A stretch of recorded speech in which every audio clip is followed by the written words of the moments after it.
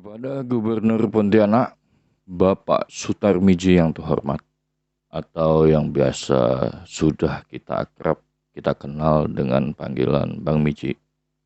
Apa kabarnya Pak? Sehat? Semoga semua penyakit yang ada di dalam diri Bapak diangkat dan disembuhkan ya Pak. Bapak Miji atau Bang Miji yang terhormat, saya ini memang bukanlah pendukung militan Bapak ketika pemilihan pilkada pada tahun 2018 lalu. Namun saya termasuk salah satu saja orang yang mencoblos muka Bapak digambar di kertas suara pemilihan pada waktu pilkada itu.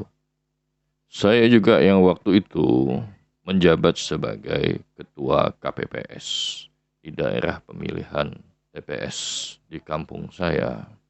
Melihat sendiri antusias warga yang biasanya itu tidak mau Pak pergi mencoblos.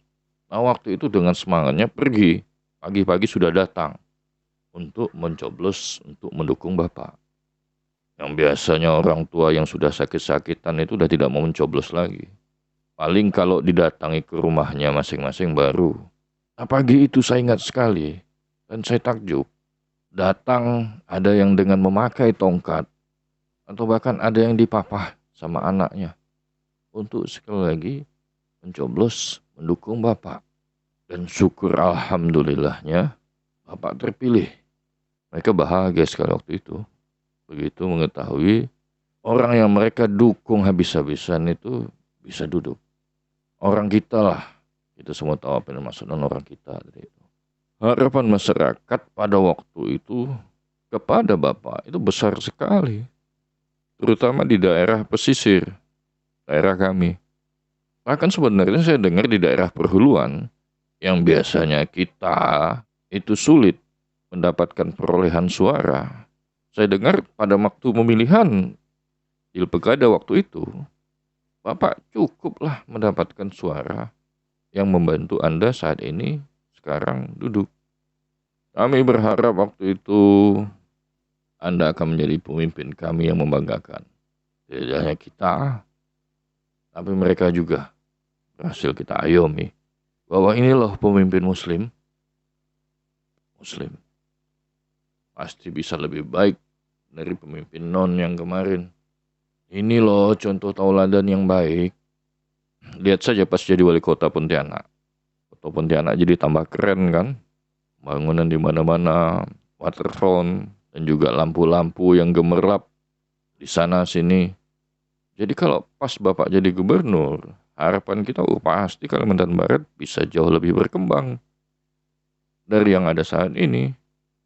Namun apa lacur, setelah hampir 5 tahun Anda berkuasa, nyaris sama sekali tidak saya dengar adanya pembangunan di Kalimantan Barat atau di daerah saya, Kabupaten Ketapang.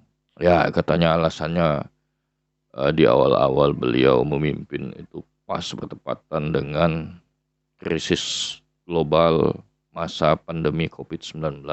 Tapi waktu itu saya berani ngomong, itu masa-masa seorang Bapak Sutarmiji mengalami paranoia government. Pemerintahan Bapak itu mengalami ketakutan yang berlebih-lebihan. Menurut saya loh, Anda pasti tidak akan setuju. Akibatnya pada waktu itu semua orang tahu, semua orang mengalami, menyadari, merasakan. Terutama para pelaku bisnis. Pertumbuhan ekonomi stuck.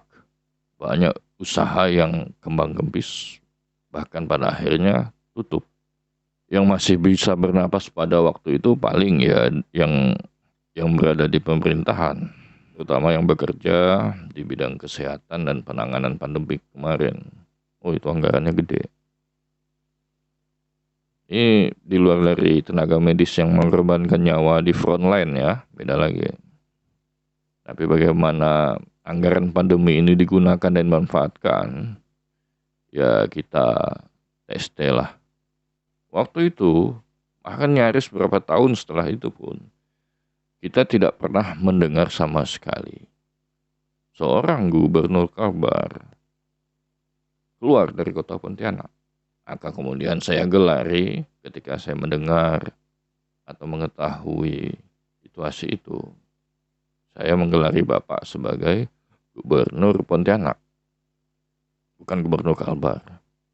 Jalan-jalan provinsi yang sepatutnya Anda perhatikan, jalan-jalan di perhuluan, jangankan dipelihara, justru semakin rusak dan rusak, sehingga tidak layak untuk kita lewat. Waktu acara MTQ kemarin, Bapak datang ke Ketapang. Saya dengar Bapak tidak melewati jalan provinsi yang biasanya. Anda melewati jalan sawit yang syukurnya dirawat dengan baik oleh perusahaan-perusahaan swasta, bukan pemerintah. Saya bicara Ketapang dan KKU saja. Saya tidak tahu di daerah kabupaten-kabupaten yang lain di Kalimantan Barat apakah mengalami nasib dan situasi yang sama. Tidak mendapat perhatian yang cukup. Ada yang pernah menyampaikan kepada saya alasan dibalik semua itu karena di Kabupaten Ketapang ini yang menjadi pemenang pada waktu pilkada ketika Pak Tarmizi bertarung untuk mendapatkan posisi saat ini, itu adalah lawan politiknya. Sehingga kemudian inilah bentuk hukuman bagi Kabupaten Ketapang yang tidak berhasil memenangkan beliau. Sementara kabupaten lain yang memenangkan beliau, saya dengar Kabupaten Sambas, Mempawah, Pontianak, itu mendapat reward, mendapat perhatian lebih. Kabupaten Ketapang enggak, Kabupaten Ketapang enggak mendapat hukuman. Jadi orang-orang tua yang sakit-sakitan, yang datang dengan semangat di kampung saya untuk mencoblos dan mendukung Anda dan menjadikan Anda menjadi gubernur, itu buat Anda tidak berarti sama sekali ya. Yang benar saja Bang. Saya dengar sekarang mau dibangun jembatan Kapuas 3 di Pontianak. Pontianak, Anda memang benar-benar totalitas lah sebagai gubernur Pontianak. Saya juga memang mendengar saat ini anggaran untuk perbaikan jalan infrastruktur di Kalimantan Barat sudah melalui proses lelang dan akan segera dicairkan. Itu bagus, itu baik sekali. Namun selalu mengapa setiap di akhir periode baru anggaran ini diadakan, baru infrastruktur atau jalan-jalan kita diperhatikan. Saya pikir taktik dan strategi seperti ini, melakukan pencitraan, perbuatan positif-positif di akhir periode jabatan untuk mendapatkan kembali dukungan agar terpilih kembali, itu kayaknya sudah usang deh. Dan sepengetahuan saya untuk mengikuti perkembangan dunia politik selama ini, itu nyaris tidak berdampak. Banyak juga incumbent dengan cara yang sama, itu tidak berhasil. Itu karena masyarakat kita sudah terlalu pintar. Tidak mudah dibohongi begitu saja untuk urusan hal seperti itu. Lantas kenapa Anda masih melakukannya, Pak? Apakah cuma ini strategi politik yang Anda ketahui? Tapi ya silakan sajalah. Itu hak Anda. Saya siapalah mau ngajarin atau mau ngasih tahu. Mungkin dengan strategi usang seperti ini, Anda masih akan tetap terpilih. Mungkin dengan tetap membelakangi Kabupaten Ketapang, KKU, daerah perhuluan, dan masih berpegang dan berkeyakinan akan dukungan Kabupaten Sambas, Mempawah, dan Pontianak, Anda yakin akan terpilih lagi, duduk kembali menjadi Pak Gubernur Pontianak kita. Silakan saja Anda meyakini hal itu. Pun ketika Anda duduk terpilih, paling tidak 4 tahun lagi, 5 tahun lagi, satu periode, lalu kemudian apa? Saya yakin sudah banyak yang menunggu Anda di akhir jabatan, ketika Anda tidak punya kekuasaan apapun lagi. Institusi-institusi yudikatif yang selama ini mengaku dirinya berintegritas dan jujur, itu pasti sudah mengincar Anda cukup lama.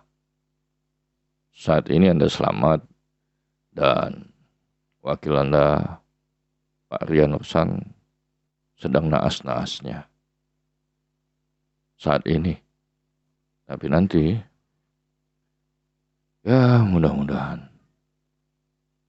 Anda selamat, dunia akhirat, sehat, dan kemudian benar-benar kembali berguna untuk umat dan rakyat.